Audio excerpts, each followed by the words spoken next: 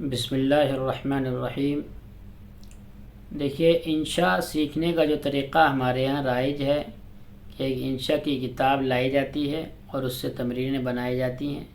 کچھ دن تک یہ سلسلہ چلتا ہے اور طلباء اس سے انشاء سیکھتے رہتے ہیں۔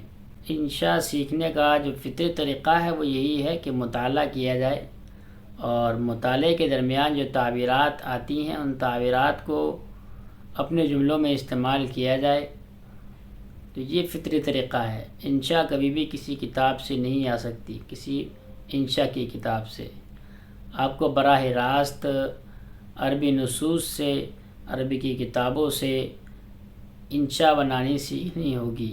تو یہ سلسلہ ہم نے شروع کیا ہے، یہ کامل کلیانی کی کتاب مجموعۃ القصص العربیہ کا دوسرا قصہ ہے، قصۃ حذاء التنبوری۔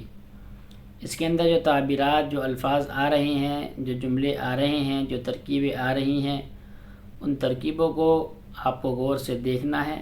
ان ترکیبوں پر آپ کو اپنے جملے بنانے ہیں اور ان جملوں کے ذریعے سے ہی ہم عربی لکھنا بولنا سیکھیں گے۔ بسم اللہ الرحمن الرحیم۔ وبعد زمن قلیل سد الحذاء قصبۃ المرحاض۔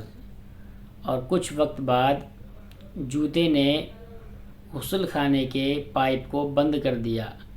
فلم یطق الناس صبرا علی ذلک۔ تو لوگ اس پر صبر نہ کر سکے۔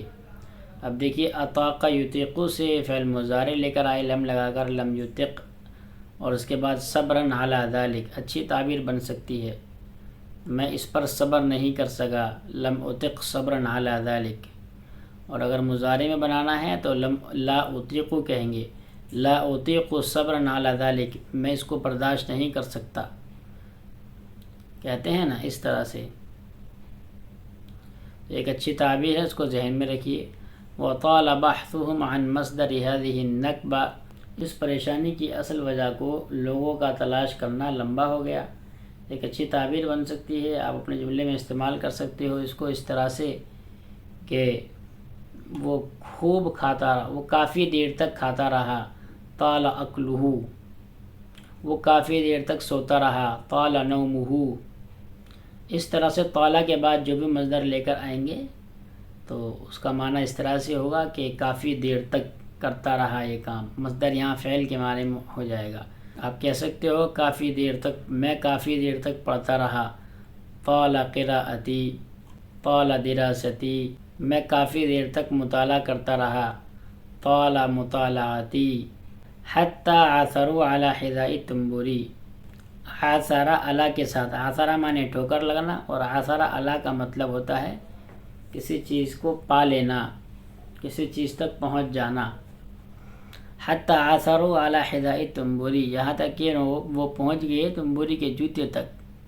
فعرفوه، تو انہوں نے اس کو پہچان لیا، فی الحال فوراً، لأنہ کانا، کیونکہ وہ، کما حدثتک، جیسے کہ میں نے آپ کو بتایا ہے، مضرب الامثال، ضرب المثل تھا، اس کی مثالیں دی جاتی تھی بخل میں، کنجوسی میں۔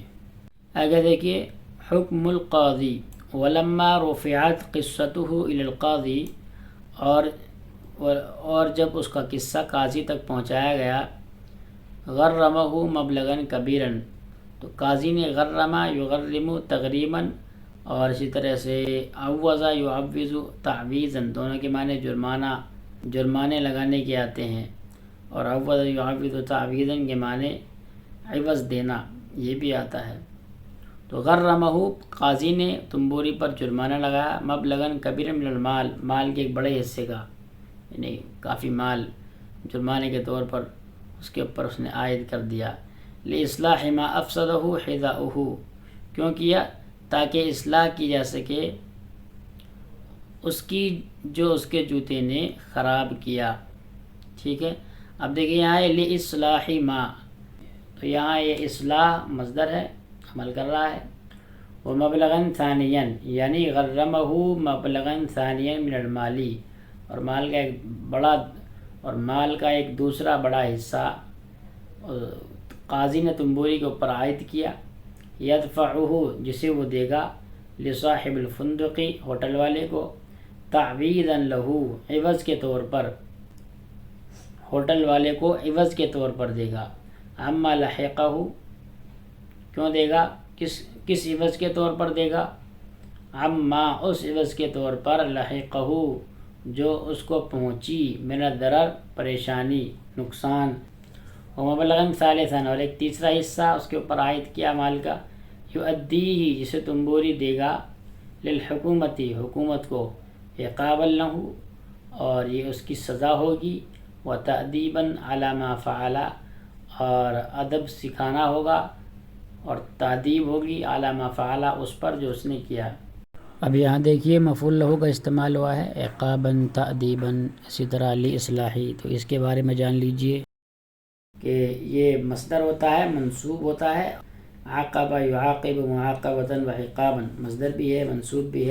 اس کا کام کیا ہوتا ہے؟ اس کا کام یہ ہوتا ہے کہ جملے کے اندر جو پہلے فعل آیا ہے, یہاں جیسے غرم آیا ہے, تو غرم مطلب جرمانہ لگانا.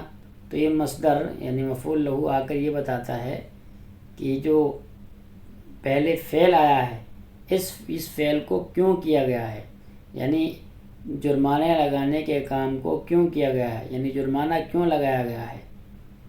تو اب جرمانہ کیوں لگایا گیا ہے یہاں بتا دیا, عقابا لہ تنبوری کو سزا دینے کی وجہ سے, تاکہ تنبوری کو سزا دی جا سکے.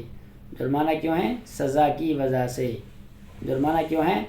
تأدیباً ادب سکھانے کی وجہ سے. جرمانہ کیوں ہے؟ لاصلاحی اصلاح کرنے کی وجہ سے. تو یہ جو مفعول لہ آتا ہے یہ اپنے سے پہلے فعل کے اندر جو کام کیا گیا ہے اس کام کی وجہ کو بتاتا ہے. فی الحال آپ اتنا جانیے, باقی آپ کو تفصیل سے بتایا جائے گا سبق کے اندر. انشاءاللہ آج یا کل تک وہ اپلوڈ کر دیا جائے گا. بہت ہی زیادہ اس کا استعمال ہے اور بہت ہی زیادہ ضروری ہے اس کا جاننا, اس لیے اس سبق کو اچھے سے سنیے گا.